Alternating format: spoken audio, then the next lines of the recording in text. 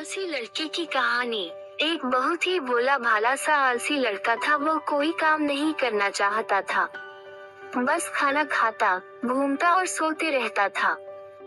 एक दिन उसे किसी ने बताया कि एक आश्रम है जहाँ पर कुछ नहीं करना पड़ता है और हर दिन 2 समय का खाना और नाश्ता मिलता है। तुम वहाँ जा करके रहो। उस आलसी लड़के ने सोचा कि ये तो बहुत ही बढ़िया है और वो उस आश्रम में जाकर रहने को सोचा। और फिर वह भोला भाला आलसी लड़का अपना सारा सांसारिक जीवन छोड़कर उस आश्रम में जाकर रहने लगा। आश्रम में गुरुजी रहते थे। वह कुछ समय सबको प्रवचन देते हैं। वह आलसी लड़का सुनता था, बाकी समय आराम करता था और फिर भरपेट खाना खाकर सो जाता था। ऐसे ही उस लड़के का दिन गुजरता गया। एक दिन उस आश्रम में कुछ भी नहीं बना। नाश्ते के समय नाश्ता नहीं मिला। उसने सोचा नाश्ता नहीं मिला, भोजन तो मिलेगा।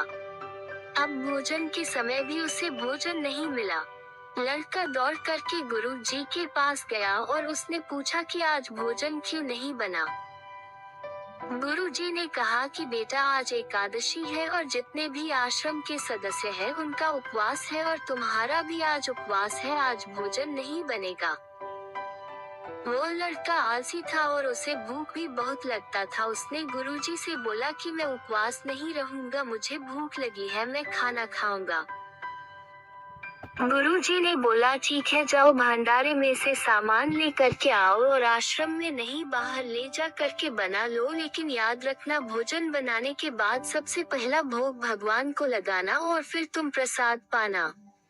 वो लड़का बोला ठीक है और फिर अनाज लेकर नदी की ओर पहुंचा।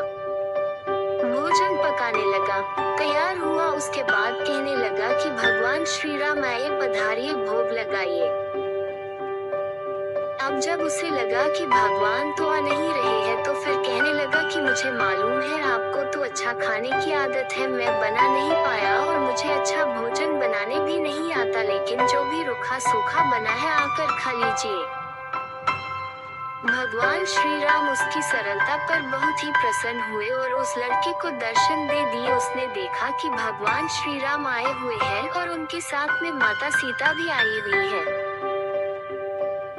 लेकिन लड़के ने सिर्फ 2 लोगों के लिए ही भोजन बनाया था, एक अपने लिए और दूसरा भगवान के लिए। और अब क्योंकि भगवान के साथ माता सीता भी आई हुई थी तो उसने उस भोजन को माता सीता और भगवान के सामने ग्रहण करने के लिए रख दिया। भगवान श्री राम और माता सीता ने भोजन किया और उसके बाद जब वह जाने लगे तो यह भोला सा आलसी सा लड़का बोला कि प्रभु आप आए, दर्शन दिए, बहुत अच्छा लगा।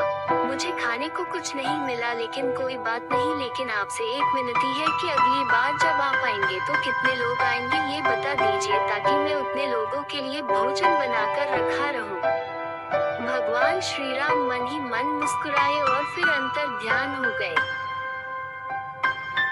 लड़का आश्रम गया, दिन बीतता गया और फिर एकादशी का दिन आया और इस बार उसने 3-4 लोगों के लिए अनाज ले करके खाना बनाने के लिए नदी के किनारे पहुंचा और उसने बड़े प्रसन्नता से भोजन बनाया और इंतजार करने लगा कि प्रभु आइए और भोग लगाइए। इस बार लड़का देखता है कि भगवान श्री राम पूरा राम दरबार ले करके आए हैं, जैसे माता सीता, लक्ष्मण, भरत, हनुमान जी और सभी लोग आए हैं।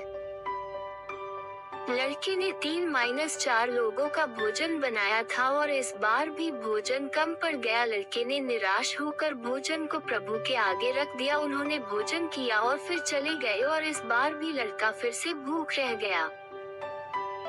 अब लड़का फिर आश्रम गया, दिन बीतता गया और फिर एकादशी का दिन आया और इस बार गुरुजी से कहने लगा कि गुरुजी मुझे इस बार थोड़ा ज्यादा अनाज चाहिए।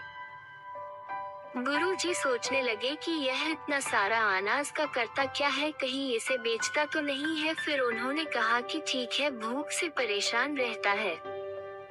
लड़के ने कहा कि नहीं गुरुजी, मैं भूख से परेशान नहीं रहता हूँ, प्रभु के साथ बहुत लोग आते हैं, उनको भी तो भोजन करना पड़ता है।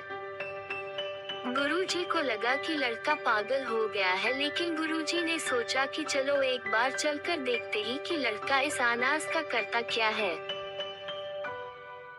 वह भोला सा लड़का अनाज लेकर के नदी के किनारे पहुंचा और इस बार भोजन बनाया नहीं। उसने सोचा कि प्रभु हर बार ज्यादा लोगों को लेकर के आते हैं, इस बार वह जितने भी आएंगे खुद बना करके भोग लगा लेंगे और फिर प्रेम से प्रभु को बुलाने लगा।